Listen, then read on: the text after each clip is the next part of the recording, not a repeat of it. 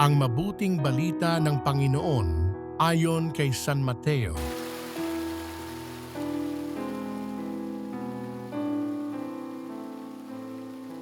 Noong panahong iyon, sinabi ni Jesus sa kanyang mga alagad, "Sa pananalangin ninyo'y huwag kayong gagamit ng napakaraming salita gaya ng ginagawa ng mga hentil.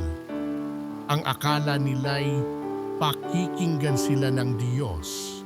Dahil sa dami ng kanilang salita, huwag ninyo silang tutularan, sapagkat alam na ng inyong Ama ang inyong kinakailangan bago pa ninyo hingin sa Kanya.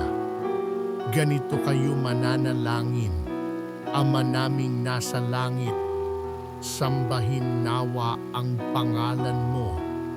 Ikaw nawa ang maghari sa amin. Sundin nawa ang iyong kalooban dito sa lupa tulad ng sa langit.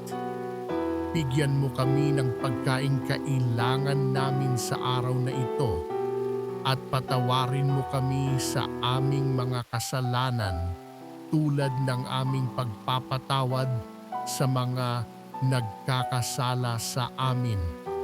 At huwag mo kaming iharap sa mahigpit na pagsubok, kundi ilayo mo kami sa masama. Sapagkat iyo ang kaharian at ang kapangyarihan at ang kapurihan magpakailanman. Amen.